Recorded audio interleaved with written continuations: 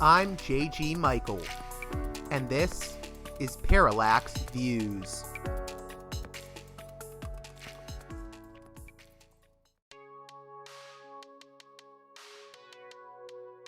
Hey there, Parallax Views listeners. Independent media matters, and your support makes it possible.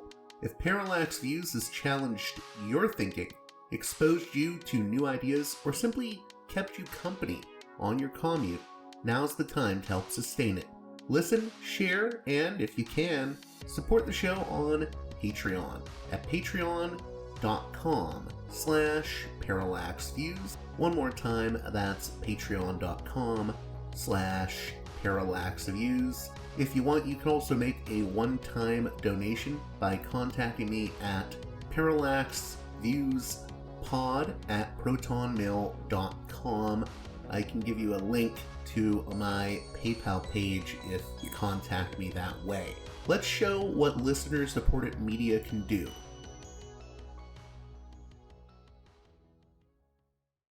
Hey there, Parallax Views listeners. On this edition of the program, we'll be hearing from Aaron Magid, journalist and author of The Most American King, Abdullah of Jordan. Yes, that's right. It's an episode all about King Abdullah, who rules Jordan, a country often under-discussed when we talk about the Middle East. It'll be a conversation that delves into how King Abdullah has managed to stay in power. Jordan is, of course, a monarchy, and that plays into it, but also he maintains a very specific kind of relationship with the U.S. and is often walking a tightrope on issues like Gaza and Palestine. I think you'll find this conversation very illuminating if you have any interest in the Middle East. But before we get to the conversation, I'd like to remind you that it is you, the listener, that makes this show possible outside of my one sponsor, Mike Swanson of the Great Wall Street Window. You are what makes this show possible. I only have that one sponsor. The rest is completely you. Every dollar I get from that Patreon helps to keep this show going. So if you can, please consider supporting me on Patreon. And if you're at the $10 and above tier and haven't heard your name in the producer's credits yet, let me know. Sometimes there's an issue with Patreon where I'm not updated immediately on all of the new $10 and above tier supporters. So if you haven't heard your name in the producer's credits and you're at the $10 and above tier, please let me know and I'll fix that. Also, please be sure to check out my sponsor, Mike Swanson's WallStreetWindow.com newsletter, where you can also get his free ebook, The Twofold Formula, the single best trading pattern I have ever used. Mike is a real straight shooter, and I've had listeners make a return on investment thanks to his trading tips, so I think you will find Mike's financial and trading newsletter very helpful. Once again, WallStreetWindow.com, the mighty Mike Swanson. And with that being said, let's get to the conversation with Aaron Magid. Welcome to Parallax Views, a guest that I've been wanting to have on for a number of months now, but there were some logistical issues on my end, and it just took some time to get him on the show, but I'm very happy to welcome to the program Aaron Magid, author of The Most American King, Abdullah of Jordan. How are you doing? Thank you very much for having me. So, where I want to begin with this conversation is when talking about the Middle East, you hear about the Gulf states, you hear about Israel. There's been a lot of talk about the Palestinian territories, Gaza, the West Bank.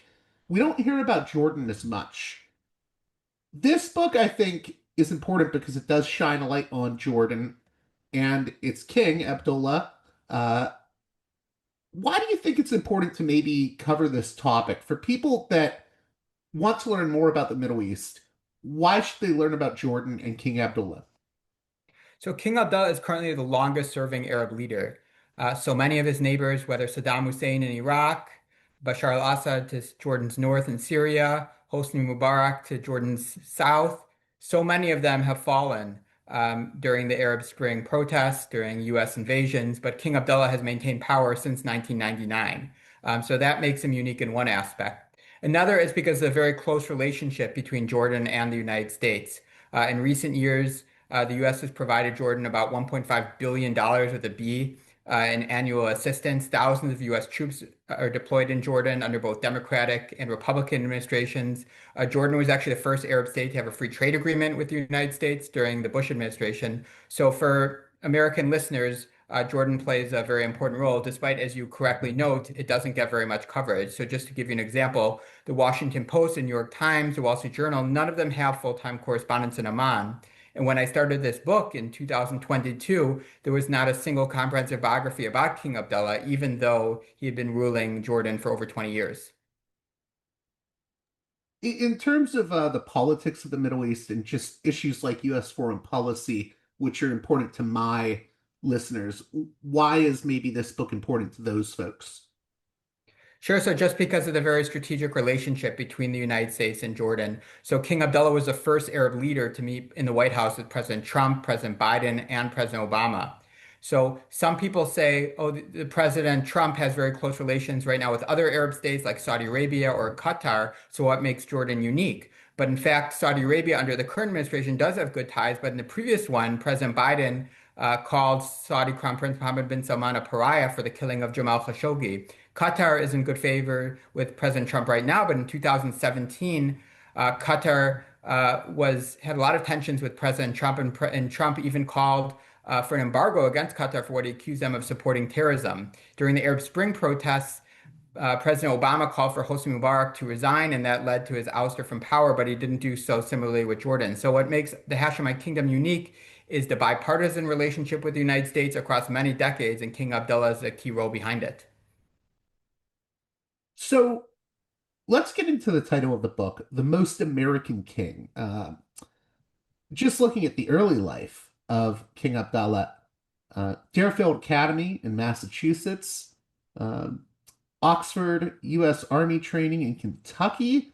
I believe he also sort of he was very much part of, I guess, well, I'll put it this way. He has fluency in American pop culture, and he's very Western in a lot of ways. Can you speak to that? Sure. So as you mentioned, he spent middle school and high school in Massachusetts at the elite prep school, Deerfield Academy. He was on the wrestling team, and he went by the name Ab, not Abdullah, because he wanted to fit in with some of the other guys. When his father wanted him to take Arabic lessons, he would actually hide in the closet because he really wanted to have more of an American experience. He actually attended Georgetown University in Washington, D.C., and so much enjoyed that experience, he ended up sending his own children to the prestigious Jesuit college. He went on his honeymoon in Hawaii, in New York, in Washington. He actually was on a Star Trek episode, which speaks to his cultural knowledge of the United States. And when he became king, he actually spoke better English than Arabic. So this is quite unique. If you could imagine for your American listeners, we had a president who spoke better Spanish than English, who spent all of his middle school and high school and university time in Mexico. That would be very unique and very almost bizarre. But that's the case with King Abdullah. So that's why I think that the title The Most American King is appropriate, because there's no other Arab leader with nearly as strong, not only political ties, but for King Abdullah's like personal relationship with the United States. And that's why I thought it is quite unique. What Star Trek episode was he on? It was a Voyager episode, right? I think that's correct. Yes, I'm not a Star Trek huge Fair fan, enough. but I did see that in the notes. Yeah, it's interesting too because I think he's a fan of Clint Eastwood a bit, isn't he? Correct. So, how I started the book was in after the Jordanian pilot was kidnapped, Muad Kasasba, he flew to Washington, D.C. So he was kidnapped by ISIS. And then while he was in D.C., ISIS announced the killing and the brutal murder of Kasasba. And that was a very difficult moment for Jordanians across the political spectrum. But King Abdullah, in illustrating to members of Congress why he wanted revenge, he actually quoted the Clint Eastwood movie. And it just really shows his knowledge of American culture and how he uses that very effectively to make sure that he has close ties with members of Congress from both Democratic and Republican sides. And that just shows something that's unique about him. Can you delve a little bit deeper into, in the preface and introduction, you deal with ISIS's capture and burning of the Jordanian pilot. Is it Kazabeth? Kazabeth? Kasasba. Yeah. Can you talk more about Abdullah's response to that and his U.S. visit and the insights it can give us into him? Sure. So I think that visit was in that issue of the burning of Casaspa and Jordan's role in the war against ISIS is really critical. And it really speaks to also one reason why I thought he's the most American king, because Jordan's participation in the war against ISIS at that time in 2014, 2015 was highly controversial. So there were dozens of members of parliament in Jordan who opposed that. There were protests, including from the Muslim Brotherhood. They said, why are we getting involved in another war with the United States? And the United States was viewed very negatively at the time because of the US invasion of Iraq about a decade earlier. So many Jordanians were saying we shouldn't get involved in this, especially against another Arab people. Therefore, we should just only concern about our own country. But King Abdullah says, no, we need to join with this US-led coalition. And he participated in it in a pretty significant way. And we saw one of the results with the kidnapping of Muad Kasasbeh. And King Abdullah, during his time as ruler since 1999, he's been very cautious about sending Jordanian military troops overseas. And this was one small example because not many individuals were overseas. Only one person was kidnapped, but it really spoke to the Jordanian public. And when he was kidnapped, there were negotiations trying to bring him back, but ISIS killed him in a really brutal and horrific way. And it united the Jordanian public behind King Abdullah. And then they launched a series of reprisal attacks against ISIS in Syria, air bombings. And that played a role in unifying the country and also the support behind the U.S. mission. Now, I know this is a very basic question, but I feel like I do want to step back for a second. For my listeners that are unfamiliar with how Jordan operates, and I say this descriptively, it's not even meant to be pejorative or anything, but it's an authoritarian system. It's a monarchy. Can you explain how Jordan works, how governance works there, for people that may not be familiar?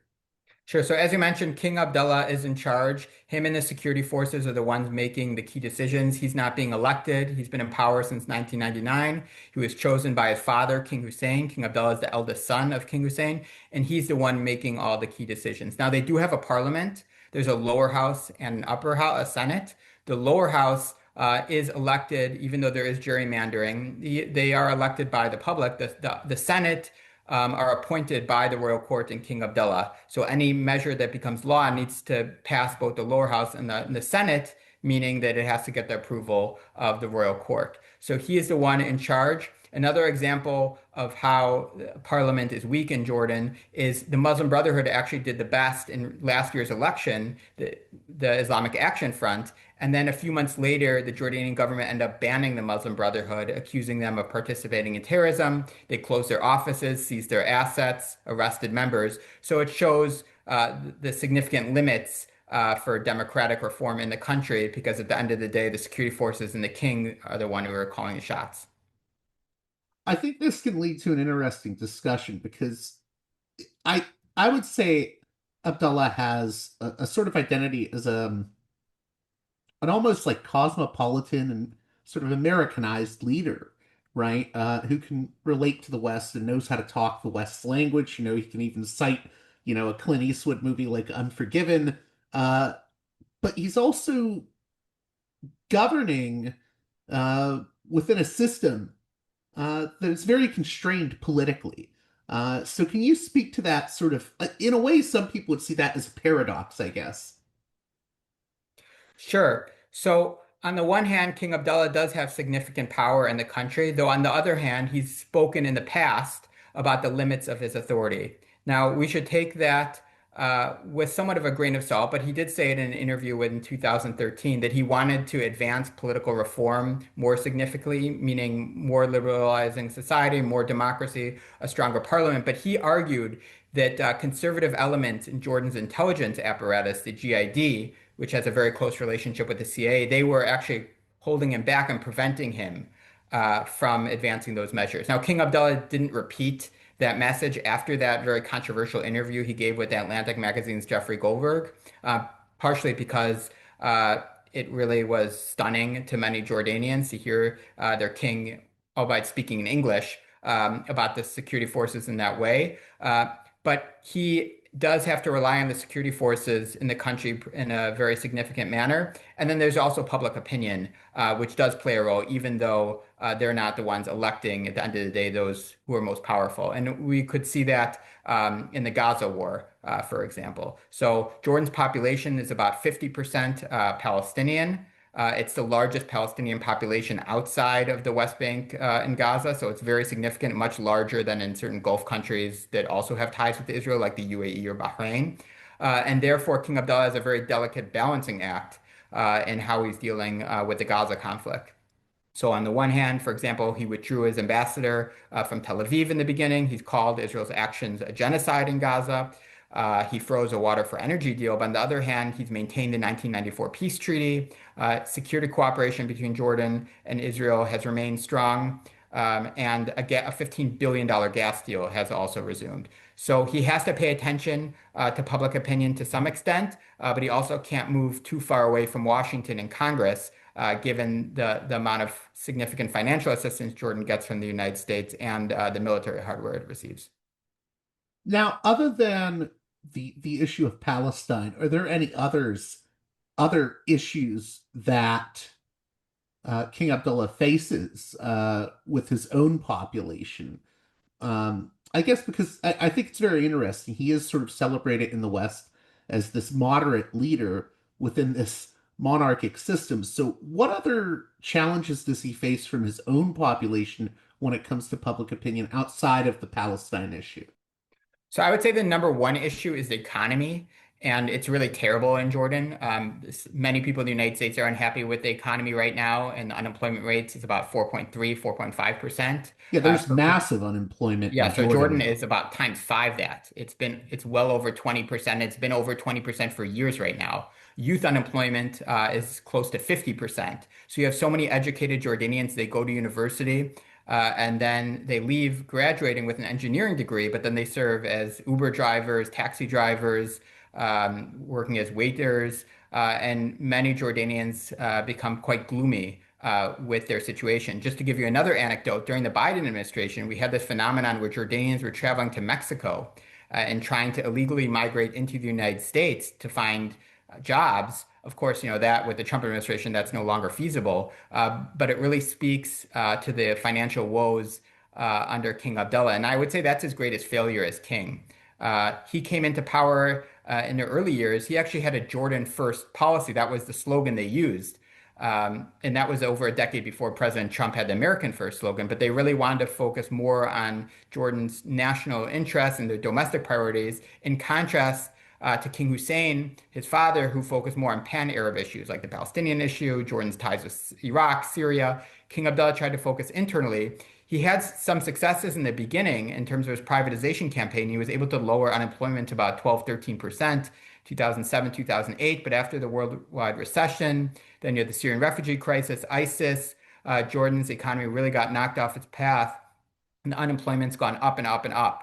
So if you ask Jordanians what their number one issue consistently, it's often the economy, even though that doesn't get nearly as much attention in the West in the Palestinian cause. Can you talk about the dual influence of, so on one hand, as we pointed out, he has sort of a Western education, went to Deerfield Academy. I want to delve into the influence that America has had on him, but I also want to contrast that with the influence of, say, King Hussein, who came before him, that influence as well. So can you compare and contrast those two influences, the American influence on him and King Hussein's influence on him? So in terms of the American influence, it comes from language, culture, politics. A lot of that is very strongly influenced by his time in the United States. It's no coincidence that he has centered his foreign policy since 1999 on maintaining very strong relations with Washington. And it's very different than, for example, his ties with Russia or China, which some other Arab states have very strong. King Abdullah's are much more limited because he views the United States kind of as a pillar of his foreign policy. And then it also goes into his economic vision. As I mentioned, the privatization program that he really spearheaded, that was in contrast to his father, King Hussein, which had more of a state-run economy. And the privatization program was certainly influenced by his time in the United States. So it's definitely the U.S. influence is very significant. But as you mentioned, King Hussein also plays a very key role in Jordan. So one example would be when King Abdullah came into power, King Hussein actually requested that his younger son, Prince Hamza, be the crown prince, which is the equivalent in Jordan of vice president. And King Abdullah kept him, even though there was tensions, which eventually exploded in 2021. He kept him as crown prince for 5 years. So that would be one example. Another one would be King Abdullah's very strong priority on the security forces. Uh, both both King Abdullah and King Hussein have very positive experiences with the security forces. King Abdullah spent over a decade in the Jordanian military, eventually serving as a special forces commander. And he maintained very good ties. And that's, I would argue, one of the reasons why he's maintained a rule for over 25 years is because of the significant support from the security forces. So King Abdullah, he has consistently praised his father, King Hussein. He relied on him for wisdom and various political moves he did, especially in the beginning, but he's also shifted policies, I would say, as well. So one example would be in 2003, he decided to quietly work with the United States ahead of the U.S. invasion of Iraq, and that was very different than his father, King Hussein, who strongly opposed it, and that caused Jordan to lose U.S. aid to Oman during that period as punishment for King Hussein's strong support of Saddam Hussein. But King Abdullah worked with the United States, allowed flyover rights for U.S. troops from Jordan into Iraq, intelligence gathering missions, and that allowed U.S. aid to actually increase from 2003 afterwards. So King Abdullah has appreciated his father's wisdom, but at the same time, he has charted his own path. Can you speak specifically to the transition from prince to monarch after Hussein's death in 1999 and maybe get into those early years of his reign as king? So for many observers, King Abdullah's ascent to the throne was a shock. In fact, he was not the crown prince for the vast majority of King Hussein's rule. In fact, it was his uncle, Prince Hassan. Prince Hassan was crown prince, the equivalent of vice president, for over 30 years. He was the one meeting with the senior international delegations. He was the one filling in as acting leader when King Hussein was overseas. So many people expected that King Hussein would pass along the rule to Prince Hassan and not King Abdullah.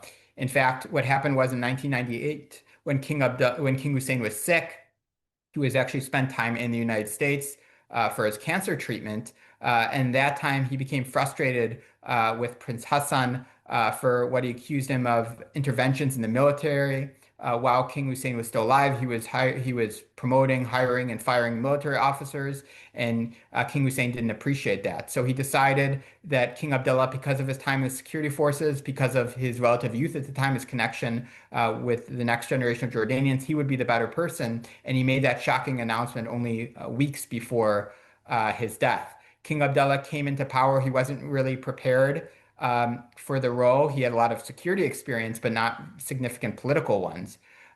So in fact, I spoke to some former U.S. officials who met with King Abdullah during those first few weeks, and they said he was very quiet. In fact, they argued that the intelligence services, the military, they were the ones in the royal court staff more running the country on a day-to-day basis because King Abdullah hadn't prepared for this role. Eventually, he became more assertive. He ended up, firing his crown prince or dismissing him and bringing in his son, the current crown prince Hussein, to take that role. He removed Queen Noor, who was American-born, from that role and assigned his wife, Queen Rania. So he ended up taking more and more assertive decisions. But I would say the beginning of his role was certainly challenging because he hadn't prepared to be king in the crown prince position. Now, in terms of, I want to boil this down for my listeners. What do you see as his vision for Jordan, and what have been the roadblocks in maybe that vision? So I would say his vision, his greatest success is maintaining stability for the country. If you look at so many of Jordan's neighbors, whether the Syrian war to Jordan's north, the Iraq invasion, and all the terrorism that's come from ISIS to Jordan's other border, certainly the Gaza war, You have so much death and destruction and refugees fleeing other countries into Jordan, and Jordan has maintained an island of stability under King Abdullah's rule. So I would say his main vision is providing peace for his people, which is something that is very much lacking for many in the Middle East. I would say he also has a vision of providing economic prosperity for his people because that's certainly in his interest, and he's said many times that that's a key priority. It's just been extremely challenging to do so. So, unlike many other Arab Gulf states, Jordan does not have oil, and therefore and also its water resources are quite limited. So, he's had a very difficult time providing financial opportunities for his people. So, he would certainly want for there to be an improved economic situation, but he's been unable to do so. And then I would say the last vision he's at least talked about, and then there's certainly many questions about it, is his move towards democratic reform. He's convened multiple royal commissions about how to advance democracy in the country. In the beginning under Mohan Muasher around 2005, then after the Arab Spring protests, and then after the 2021 Prince Hamza sedition affair. And he's consistently said he wants to have more democracy, a stronger parliament, more of a role for political parties. But I would say many Jordanians by this time have questioned it because he's cracked down so many times on political activists, on the Muslim Brotherhood, which is the most popular party currently in the country, even on secular parties, like one that the Civil Alliance promoted by former Foreign Minister Mohan Muasher. So he has said in the past that he wants to move Jordan down a path of democracy. He even said he wants Jordan to be similar to the UK, where they both have a democracy, where they both have a monarch, but they're democratic systems when his son takes over, but there's really no evidence that Jordan has moved in that direction in any significant way. I'm curious because that brings to mind, how would you compare and contrast King Abdullah to someone like Saudi Arabia's Mohammed bin Salman? Because I think it's interesting. You just said that there's political repression, but there's also these efforts to maybe modernize or even have things become more culturally liberal. We've seen that in Saudi Arabia a little bit recently with more women being allowed to into university and whatnot. Are there some similarities, and can you compare and contrast? Do they have sort of similarities, MBS and Abdullah? So I agree there are some similarities in the sense they're both interested in providing liberalization from an economic standpoint, moving away from a state-owned economy to having a private sector that's stronger. Of course, Crown Prince Mohammed bin Salman has the advantage of the massive oil wealth, so he can spend his money quite freely in a way that King Abdullah can't because he doesn't have those resources. I would say one of the key differences between the two leaders is their caution or lack thereof of using both military force or just security operations overseas. So, as we know, Crown Prince Mohammed bin Salman was, according to the CIA, was involved in the killing of Jamal Khashoggi, and that really put a black eye to Saudi Arabia's relationship with the United States, Saudi Arabia's involvement with the war in Yemen. There were reports of the kidnapping even of a Lebanese prime minister under Mohammed bin Salman. So he has been quite active on a foreign policy perspective, in a military lens that has been quite controversial, while King Abdullah has been very cautious. He hasn't sent his troops in a single, large-scale ground operation to any country overseas. And even in contrast to his father, King Hussein, who during the 1967 Middle East War fought Israel and then lost the West Bank and East Jerusalem because of that. So King Abdullah has learned lessons from his father and from other regional leaders that if you focus more internally and you don't send troops overseas, that can extend your rule. So I would say that would be one of the main differences. King Abdullah, as we mentioned, does use repression. Jordan is not democracy, but I would just like to emphasize it's nowhere nearly as egregious as, for example, Saddam Hussein or Bashar al-Assad. He's not bombing hospitals. He's not killing journalists. He's making sure that King Abdullah and his son eventually will take over power, but he's doing it in a much more sophisticated way and in a nuanced manner, and that I think decreases opposition against him, and is another reason why he stayed in power for so long, in contrast to Bashar al-Assad, who fell last year. Is there anything else you can add about that? I guess that tension between wanting to liberalize aspects, but also sometimes using the levers of political repression. Because I think that interests people. A lot of people see that as like, well, how can that be? That's a paradox, or what? There's a tension there to some people. Maybe you can explain it a little bit more in detail. Sure. So it's also from a religious front. So Jordan is a very conservative society. So in fact, while, for example, in Iran, you have the people wanting to have more liberalization on what women can wear, what women can do outside the home, but the regime is the one pushing for very harsh repressive measures. In Jordan, it's the opposite, where the population is actually more conservative on religious issues than the leadership. Queen Rania, when she came into power in 1999 with King Abdullah, she was really trying to promote gender equality measures, whether allowing women to divorce their husbands, whether allowing women to transfer citizenship to their children when married to foreigners. And they got pushback from conservative elements in the country's regime, whether the tribes or in parliament. So King Abdullah, because of his time in the United States, he views himself very much as a modernizer on the economic front, on religious issues. But at the same time, leaders like to maintain their own power. And if there were an election, it would be very difficult, I argue, given the economic situation, for King Abdullah to repeatedly win races because the economy is in such a terrible position. So the only way to maintain power for an indefinite time in that circumstance is to adopt repressive measures against, for example, the Muslim Brotherhood is quite popular, while at the same time he separates those issues. He doesn't think them as one in terms of liberalization, while he still tries to adopt more Western-friendly policies on Islam than other countries in the Middle East. In terms of the U.S. relationship, U.S. aid to Jordan since 1951 has totaled over $26 billion, as you pointed out. There's a very, very close relationship, in other words. I believe Abdullah was also the first Arab leader to meet like multiple U.S. presidents, Bush, Obama, Trump, Biden. Can you talk about the nature of this relationship and how important is Jordan to the sort of American security architecture in the region? So King Abdullah has made a firm decision that he wants the Hashemite kingdom to be quite useful to the United States whenever there's an issue uh, during his rule. So I'll give you a few examples.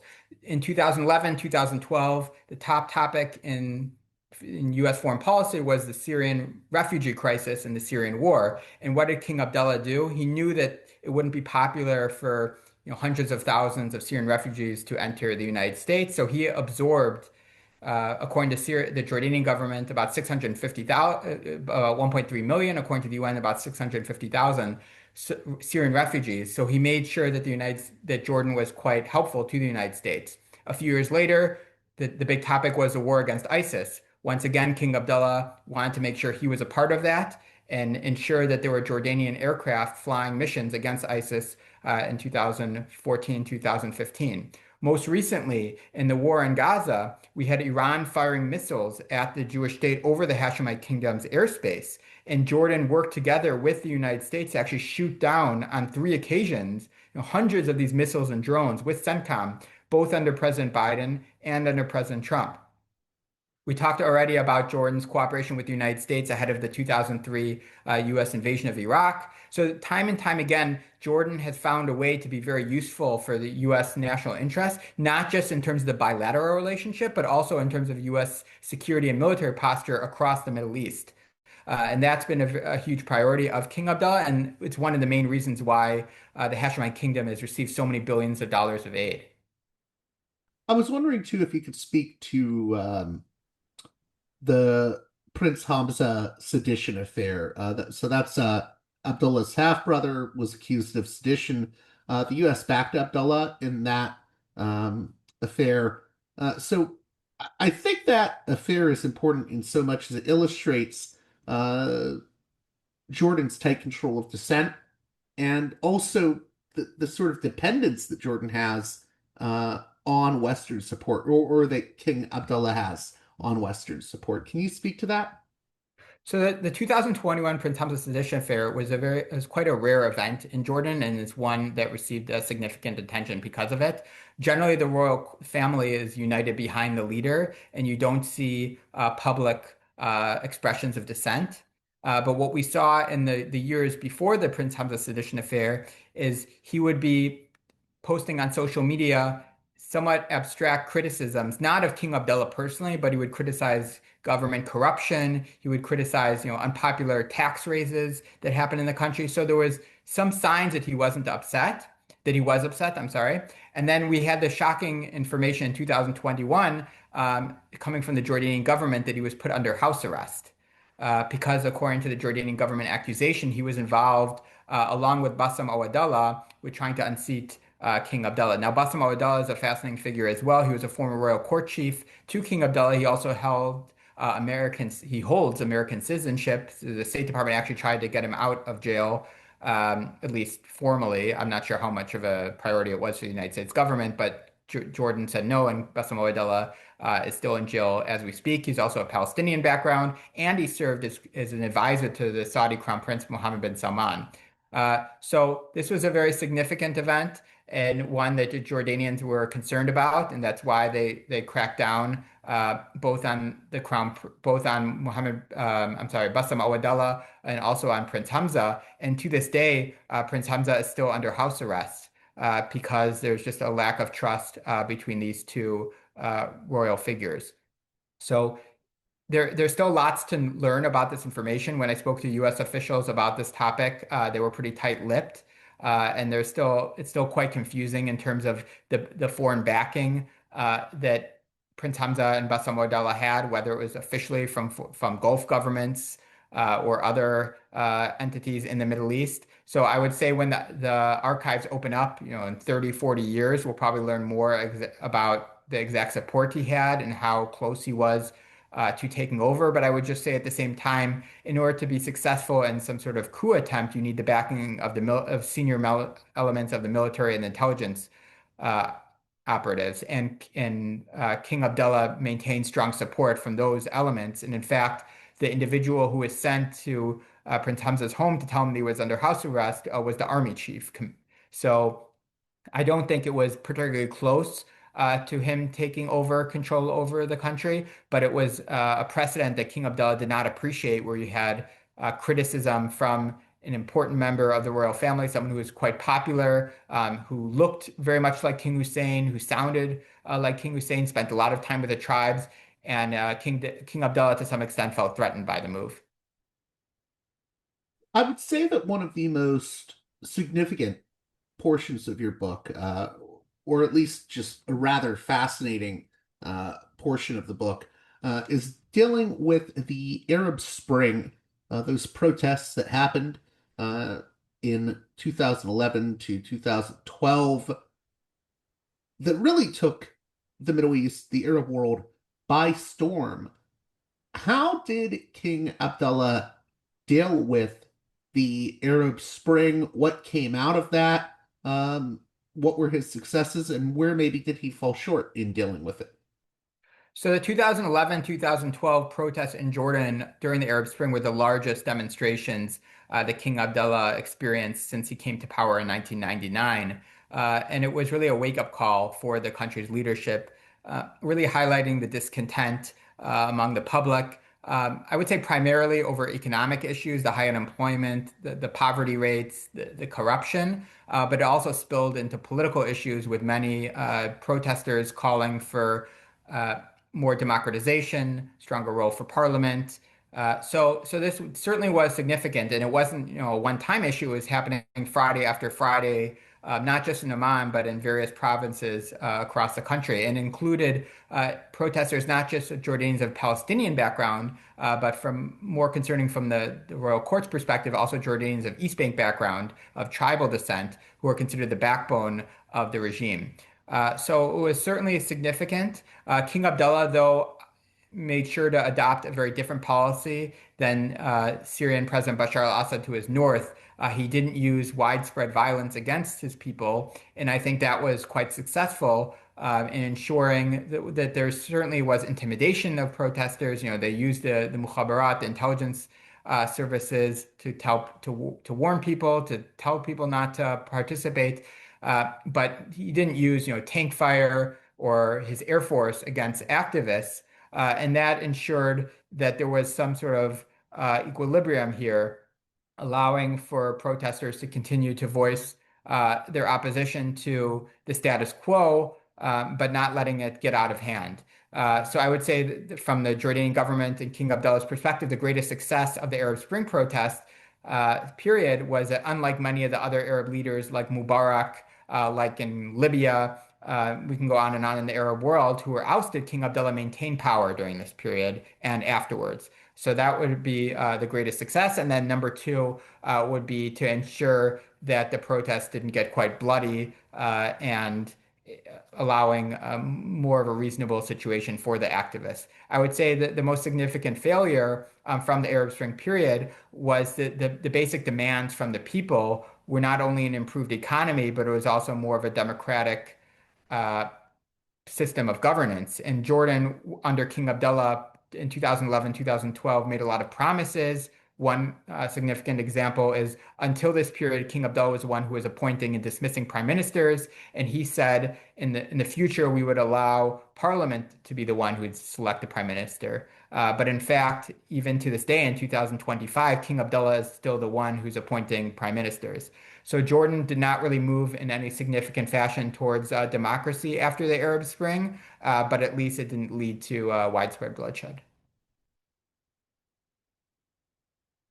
I'm curious, how much does he benefit from the structure of how Jordan itself is run? What I mean by that is, I'll put it bluntly, does he benefit from Jordan being a monarchy, in the sense of, it seems like monarchies don't get overthrown as much, especially in the Middle East. Do you see what I'm asking here? Yeah, 100%. You're definitely right. If you look in the Arab Spring protests, uh, in terms of Egypt, in terms of Libya, and eventually with Syria, all these leaders who fell were not monarchies, they were presidencies, or a similar form of governance. The monarchies, whether in Jordan, Morocco, Saudi Arabia, you can go on and on, they did quite better. So King Abdullah has benefited from being a monarch. And that's allowed him, I would argue, to stay in power for longer. Monarchies in the region have a certain level of legitimacy that presidencies don't.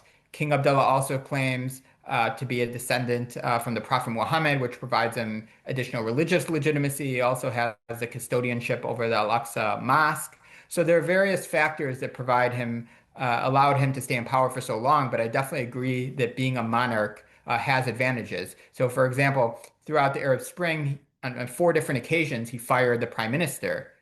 He was able to say that that person was responsible, while at the end of the day, everyone knows in Jordan, the prime ministers aren't the ones who are really controlling power, but it still allows for his public to blame somebody while he's the one staying in power. So being a monarch is beneficial, and that, I agree with you, is one of the reasons why he stayed in power for so long. What role has, well, I'll put it this way, that he comes about at the end of the 20th century. 1999 is the transition period, of course, where he becomes king. The 21st century has seen things like the explosion of social media, uh, and things like leaks. One of the reasons I bring this up is because of the Pandora Papers and the sort of scandal that comes out of that, and how that affected King Abdullah. So we're living in this age of greater scrutiny, in the age of social media and things like the Pandora Papers, that maybe King Hussein didn't experience. Can you speak to how things like the Pandora Papers and leaks and social media have affected King Abdullah's reign?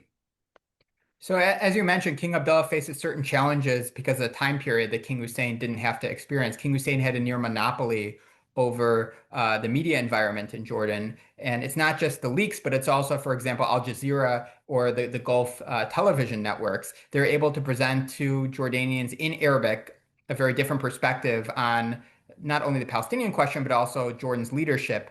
And that has been a challenge for King Abdullah to some extent, having to face it. But as you note, the Pandora Papers and the Swiss bank leaks, something that King Abdullah experienced in the past 5 years, really came as a one-two punch and highlighted the disparity between what his people are facing and the economic woes and the high unemployment and the poverty rate in the life of King Abdullah. So these Pandora Papers revealed King Abdullah's very wealthy and luxurious properties that he's continued to own even after he became king in the United States, in the DC area, in California, in the United Kingdom, hundreds of millions of dollars. And then also these Swiss bank leaks, which show both him and Queen Rania having, tens of millions of dollars of these financial fortunes in Europe.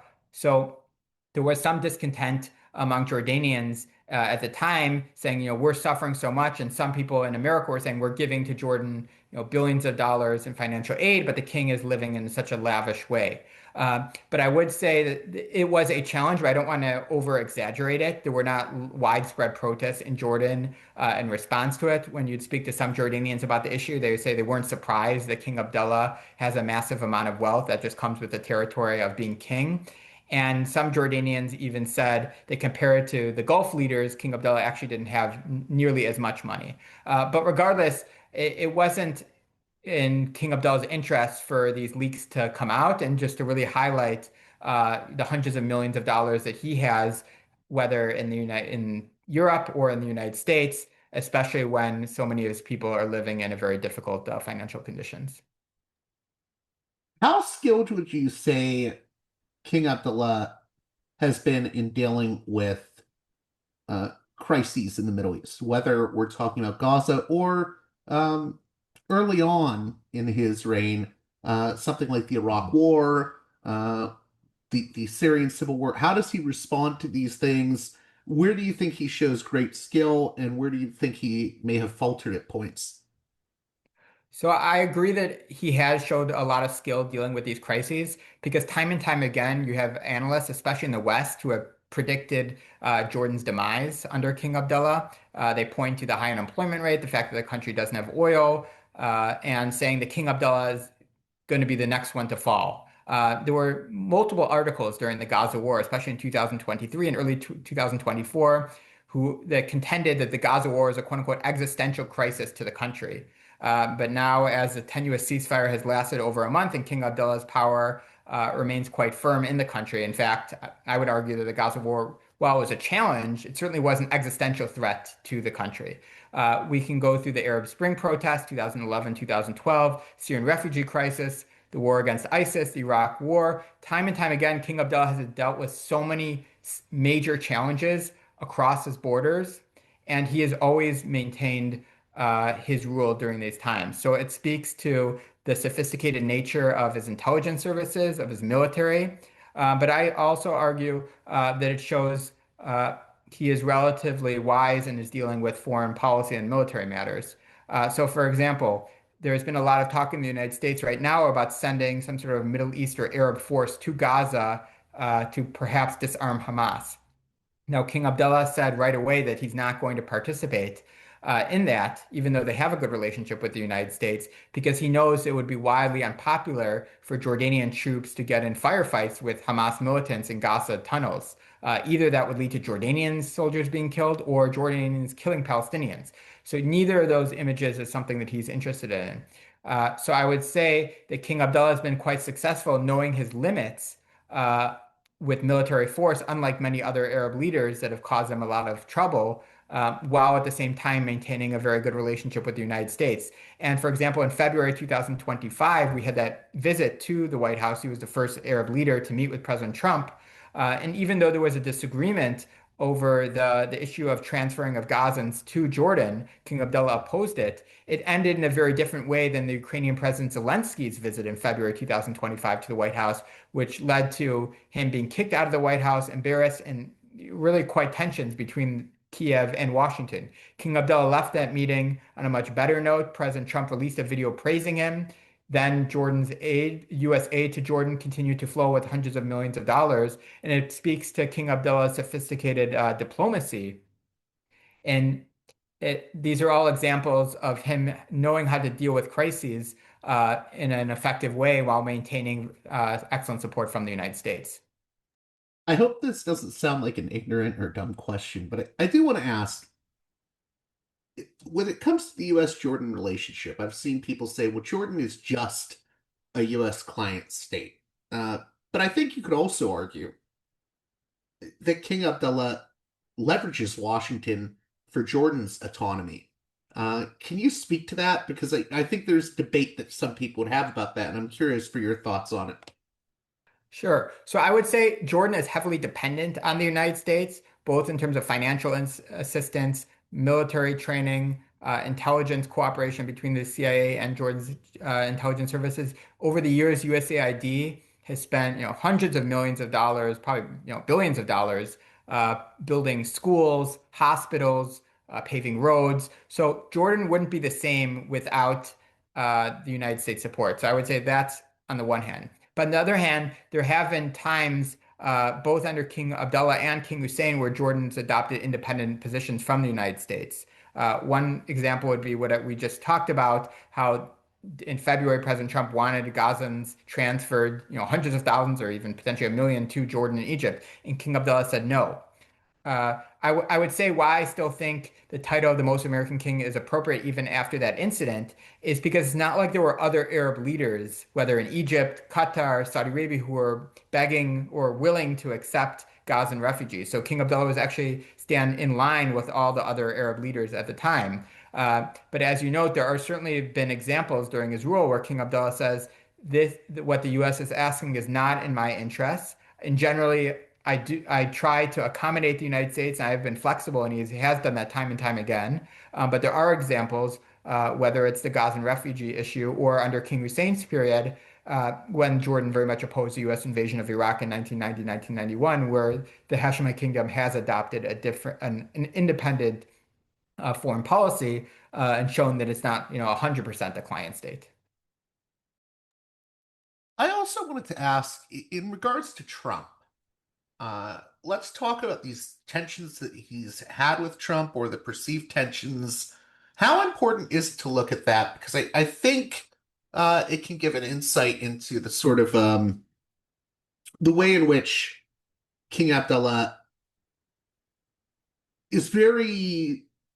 I think there's a nuanced discussion to be had in terms of he's not always agreeing with the US leaders, especially Trump.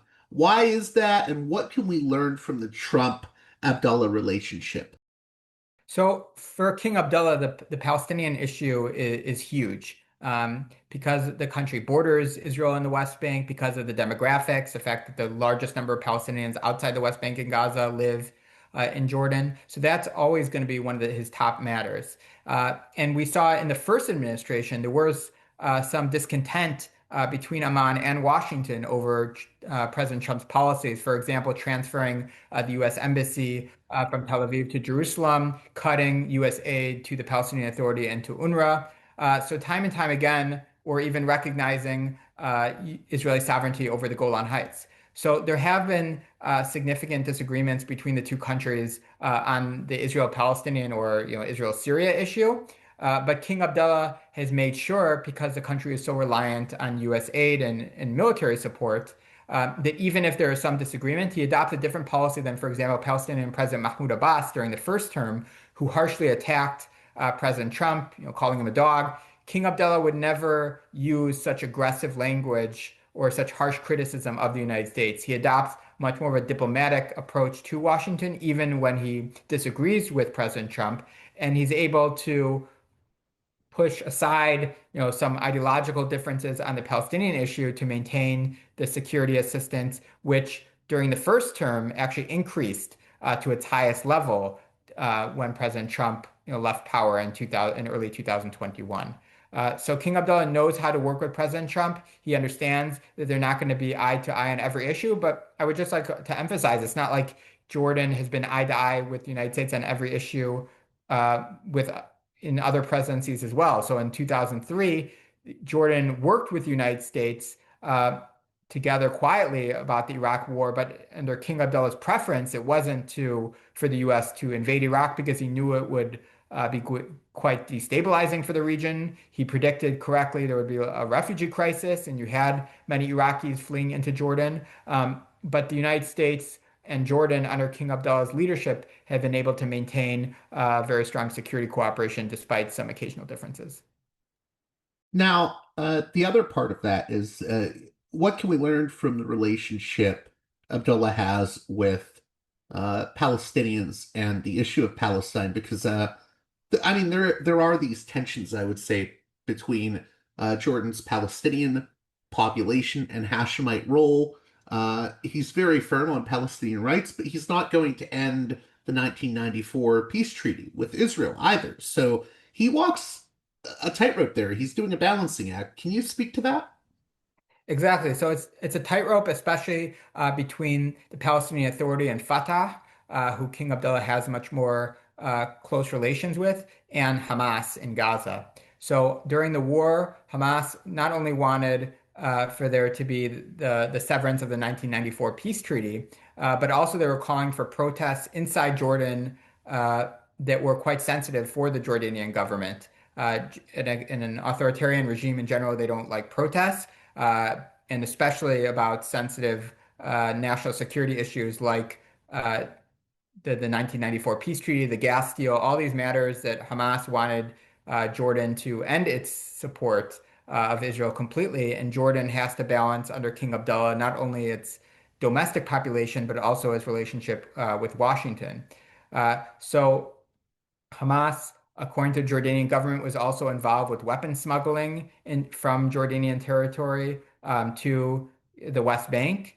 And that was very much supported by Hamas. But from the Jordanian government's perspective, this was quite dangerous because this could lead to a situation similar to 1970, Jordan's civil war, also known as Black September, where we had Palestinian militants operating independent bases inside the country. There were major clashes, thousands of people were killed, and there was the largest security crisis in Hashemite rule in nearly 100 years.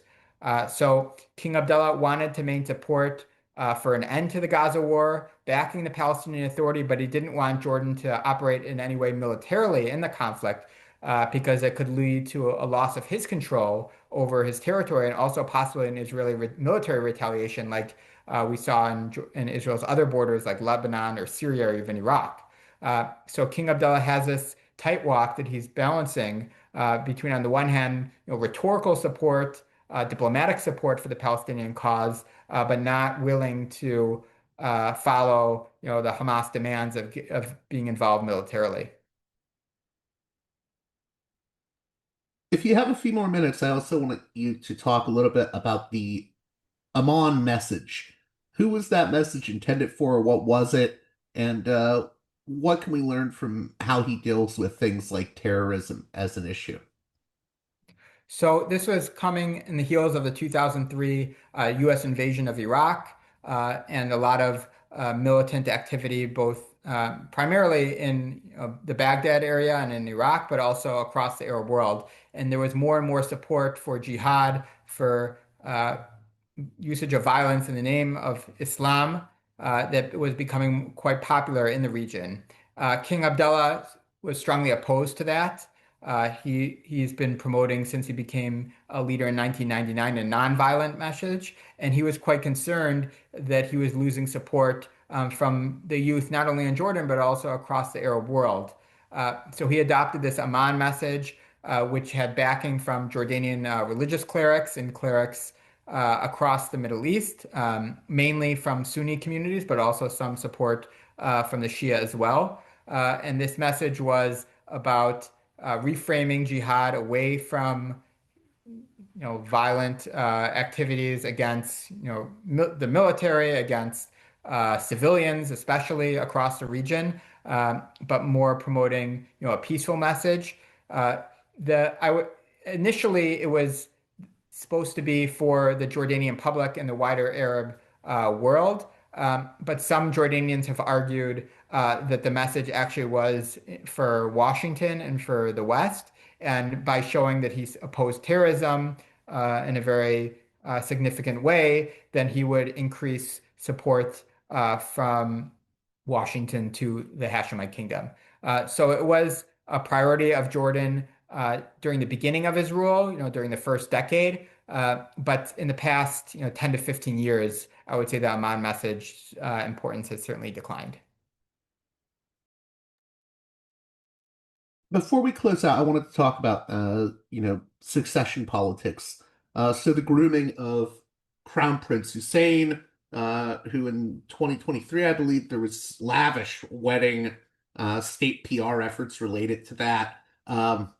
It's kind of interesting.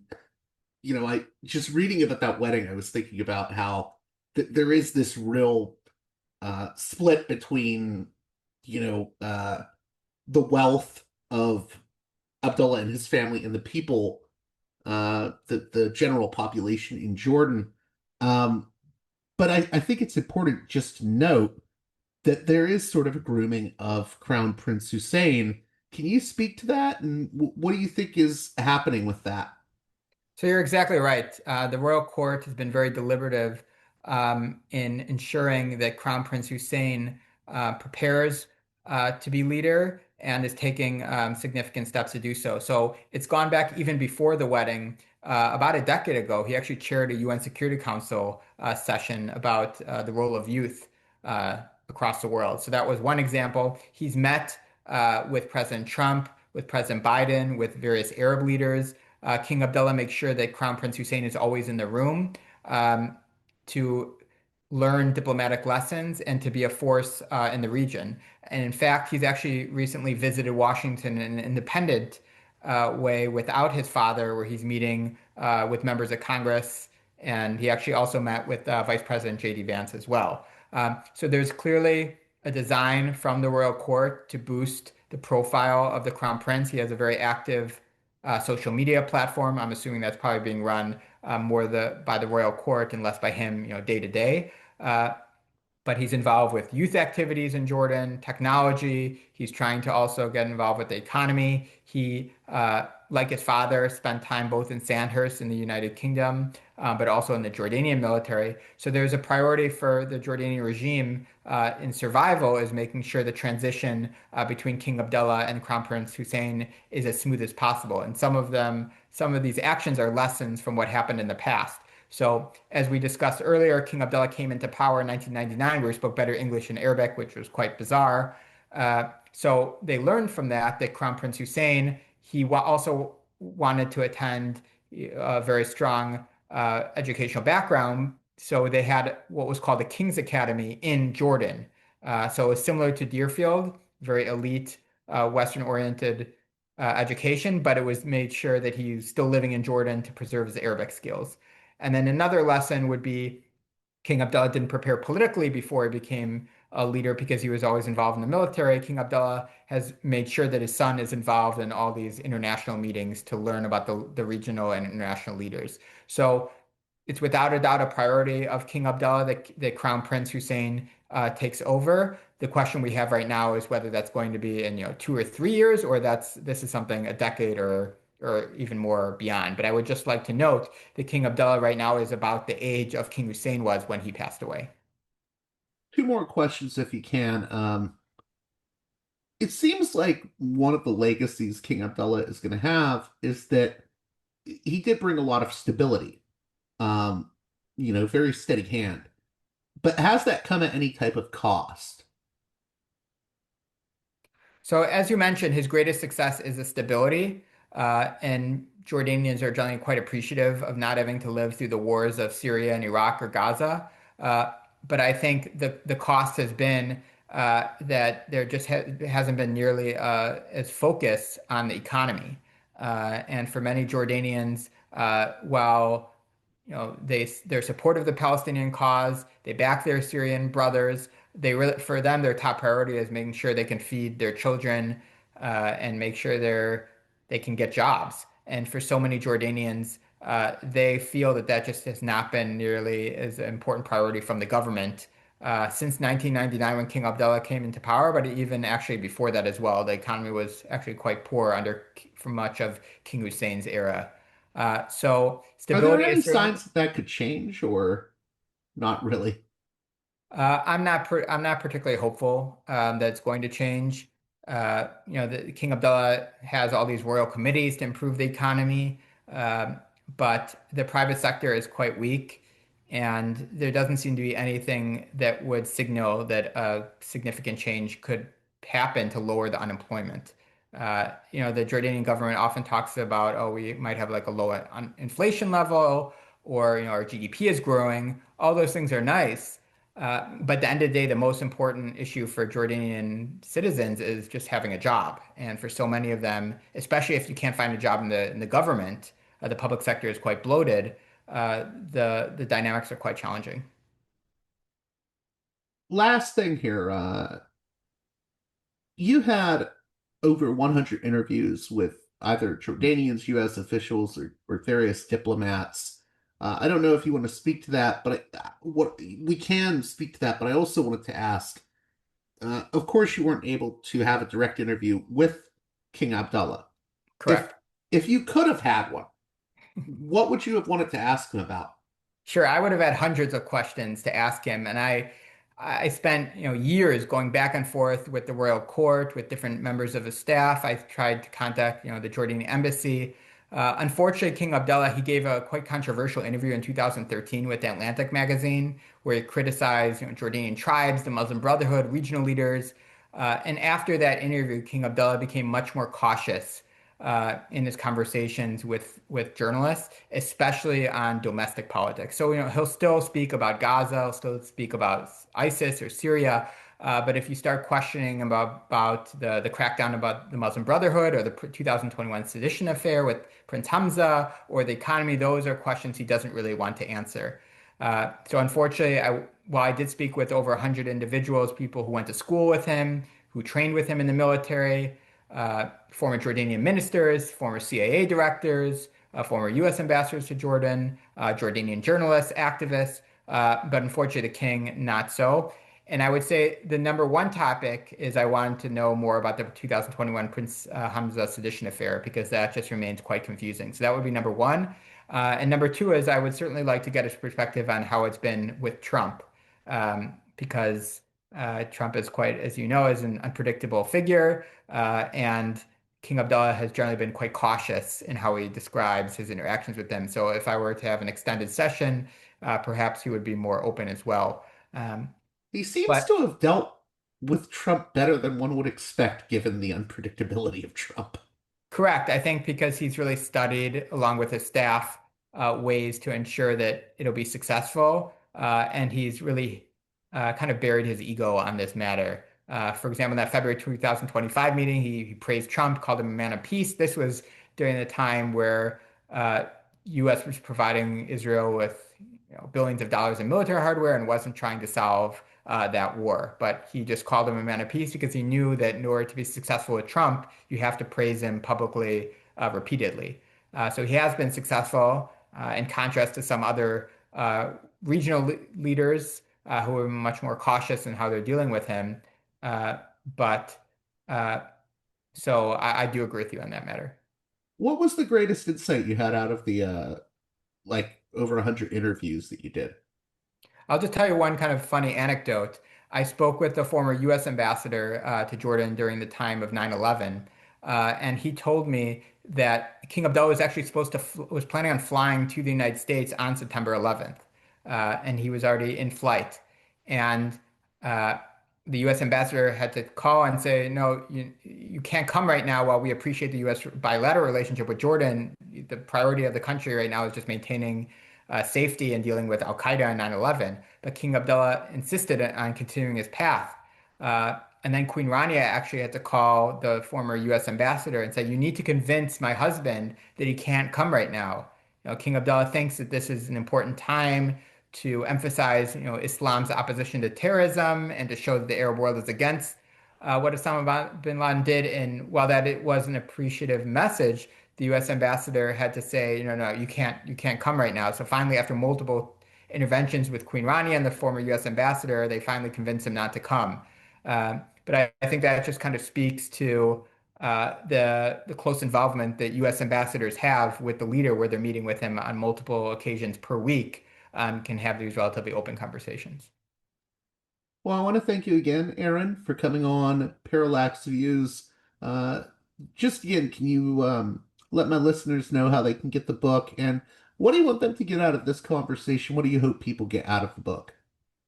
Thank you very much. Again, I enjoyed the very insightful questions. So you can get the book at Universal Publishers on their website.